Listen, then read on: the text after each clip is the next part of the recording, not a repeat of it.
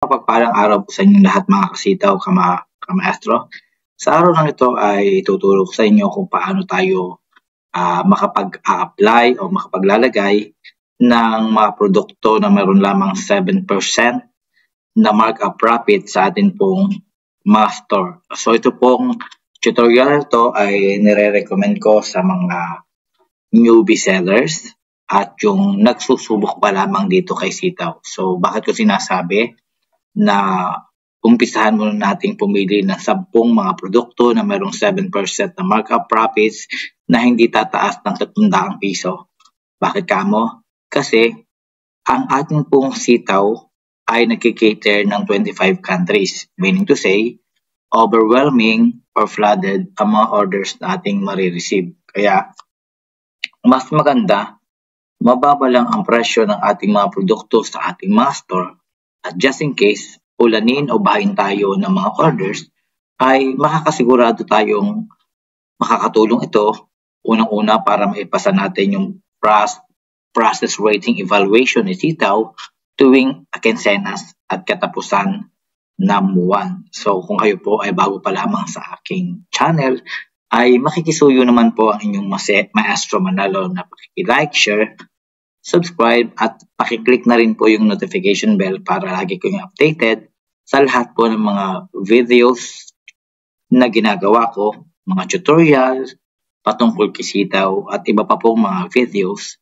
or niche na ginagawa ko sa aking channel. So without further ado, let's get into our tutorial. So makikita nyo mga kamaestro, narito na tayo sa ating dashboard. Okay.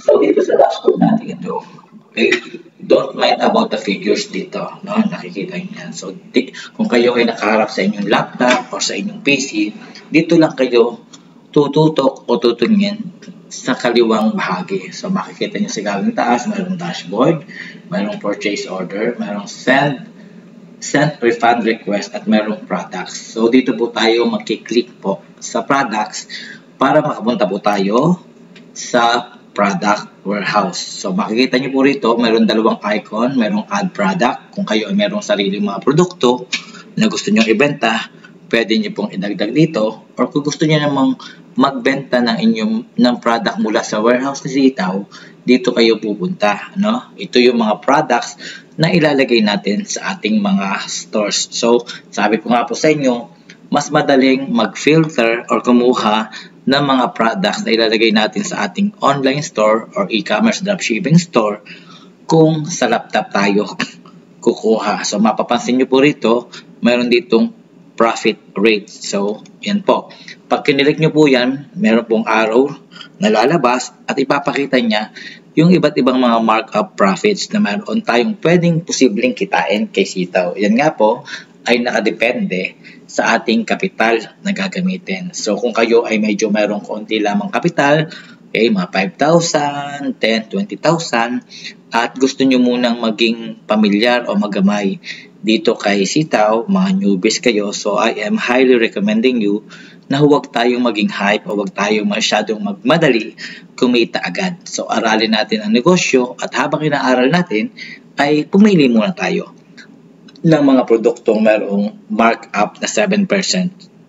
Sa ibang banda, hindi rin masama yun kasi kung meron kayong time deposit sa bangko o kalahating milyon o 50 whatsoever, hindi naman siya kikita ng at least 1%, sometimes 0.56%. Samantalang dito kay sitaw ay minimum, no, pinakamababa na ay 7%.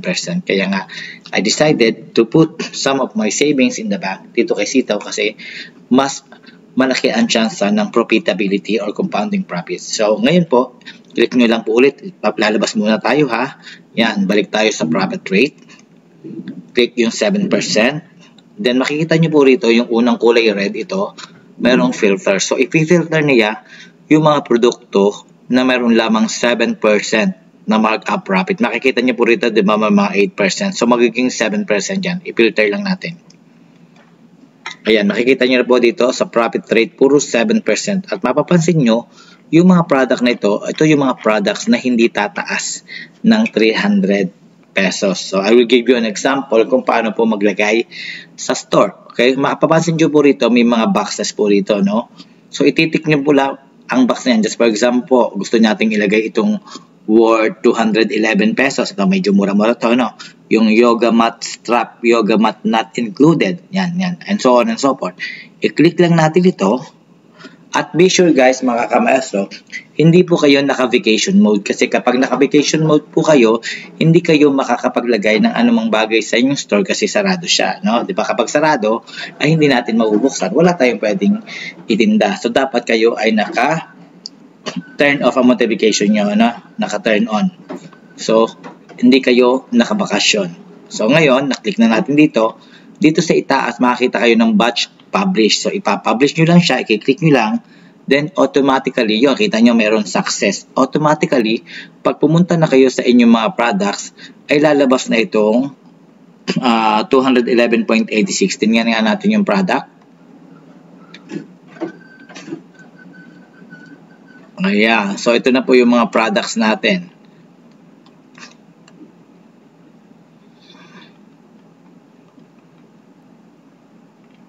Ayan. So, narito na po siya.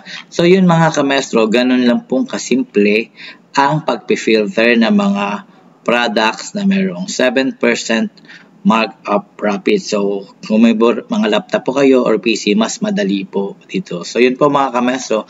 Kung kayo po ay interested, no? Nasubukan ang negosyong sitaw.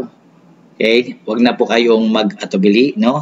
For more than 2 years, kung pagtingin dito, just January 15 lang, 2024 ako nagsimula kasi nung una nga, syempre doubtful ako, baka ako scam, Ponzi scheme. Pero nung makita ko naman talagang okay to dahil makikita nyo po sa mga vlogs ko, tingnan nyo po dyan, yung aking nabudol ako ni sitaw, pero it turned into a positive way, ay nagpatuloy ako dito at awa ng Diyos in 3 months time ko, ay nakuha ko na yung aking return of investment sa unang store na aking ginawa. So yun po mga kamestro, kung first time nyo lang akong napapanood at nagustuhan nyo itong tutorial na ito, makakalambing po ang Maestro Manalo na pakisubscribe po, pakilike na din at pakishare para marami po na mga kababayan natin ang makapanood nito, ibang mga sitaw sellers ang matulungan nito para makapag-filter o makapili sila ng produkto na kaya na lang nilang bayaran kung ang kanilang mga pondo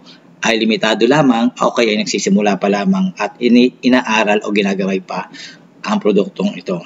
Once again, ito ang inyong teacher, Maestro Manalo, always saying spread love, kindness, quote unquote, positivity. Bye for now and see you on my next vlog and live. Paalam!